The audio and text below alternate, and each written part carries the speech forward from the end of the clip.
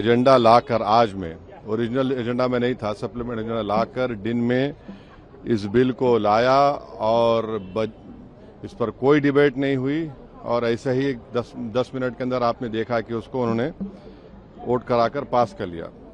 सवाल ये पैदा होता है कि जब आप नेशनल ऑनर की बात करते हैं, नेशनल ऑनर कहाँ गया था जब चीन हमारी जमीन पे कब्जा करके बैठा हुआ है? नेशनल ऑनर कहाँ गया था जब प्रधानमंत्री 2015 में कोरिया गए थे और बोले कि भारत के लोग शर्मिंदा होते हैं बोलने के लिए कि वो भारत से आए। फिर 2015 में प्रधानमंत्री ने इंडिया का फ्लैग गिफ्ट किया यूएस प्रेसिडेंट को, उन्होंने अपने एक बावर्ची को दे दिया जिसका नाम विकास खन्ना था। नेशनल ऑनर वहां पर याद नहीं आया। मणिपुर में महिलाओं की इज्जत लूटी गई, वहां पर नेशनल ऑनर बीजेपी को और प्रधानमंत्री मोदी को याद नहीं आया। अब हम ये बोलना चाह रहे हैं कि जनगण मन जब आप पढ़ते हैं तो जनगण मन में क्या दिखता है कि ये देश दिखता है और देश की जनता दिखती है। जब आप वंदे मातरम पढ़ते हैं तो वो तो एक भगवान और देवी के बारे में पूजा की बात है उसमें। अब उन मुजाहिदीन आज़ादी को क्या बोलेंगे जिन्होंने इस देश के लिए कुर्बानी दी, चाहे वो मौलाना महमूदुल हसन हो, हुसैन अहमद मदनी हो, मौलाना अबुल कलाम आज़ाद हो, मौलाना काफ़ी हो। ये तो देश को आज़ाद कराने के लिए किया था। यहाँ पर आप देश को इस तरह से पेश कर रहे हैं और जनगण मन जो लिखा गया था वो तो जनता के लिए लिखा गया था।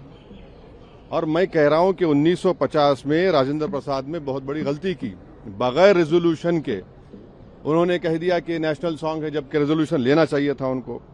तो और कहीं पर भी नेशनल सॉन्ग का डेफिनेशन नहीं है। तो आप इसको इस तरह से मुसल्लत कर रहे हैं देश के ऊपर, तो गलत है बिल्कुल। आर्टिकल 25 फ्रीडम ऑफ रिलीजन है, उसके स्टैंजास पढ़ लीजिए आप। मैं एक मुसलमान हूं, मैं सिवाय अल्लाह के किसी की इबादत नहीं करता हूं। अगर मैं किसी की बात करूंगा तो मुसलमान कहाँ रहूंगा?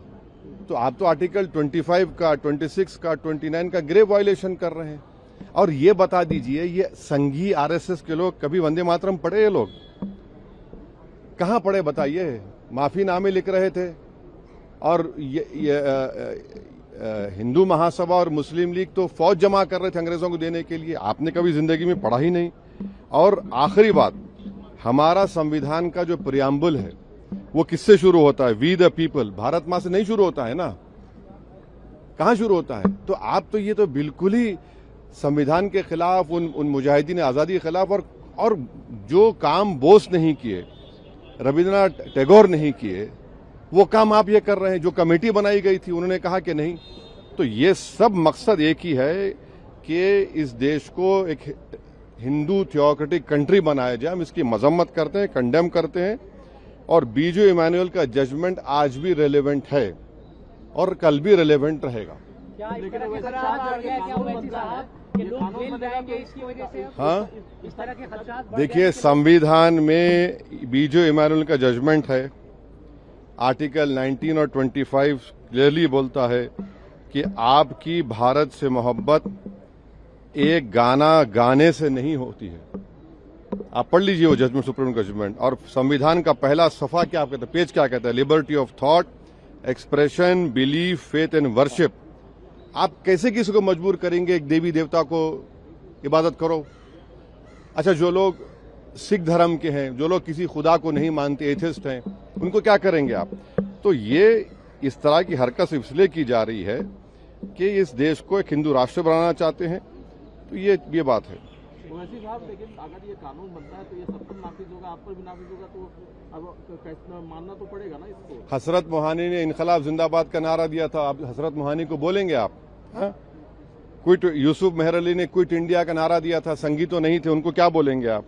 हैदराबाद में आप आइए, पहला कैदी काला पानी का मौलवी अलाउद्दीन थे, मक्का मस्जिद के इमाम थे। रमजान का महीना था, जुम्मे का खुतबा देकर उन्हें जनता को लेकर गए ब्रिटिश रेजिडेंसी के पास और उनको गिरफ्तार किया गया। तुरेबाज खां उनके साथ थे, उनकी लाश 10 दिन तक सुल्तान बाजार लटकती रही। उनको क्या बोलेंगे आप? ये लोग तो देश की आजादी में हिस्सा ही नहीं लिए ना, इनको माल पता ही नहीं है। ये तो उन लोगों को शर्मिंदा कर रहे हैं जिन्होंने सब कुछ देश के लिए कुर्बान किया। तो फिर इसको चैलेंज करेंगे आप सर कोर्ट? देखिए क्या होता है। ये तो देखिए, बाज लोगों की नजर में गोडसे पेट्रियट है, हमारी नजर में वो गद्दार है।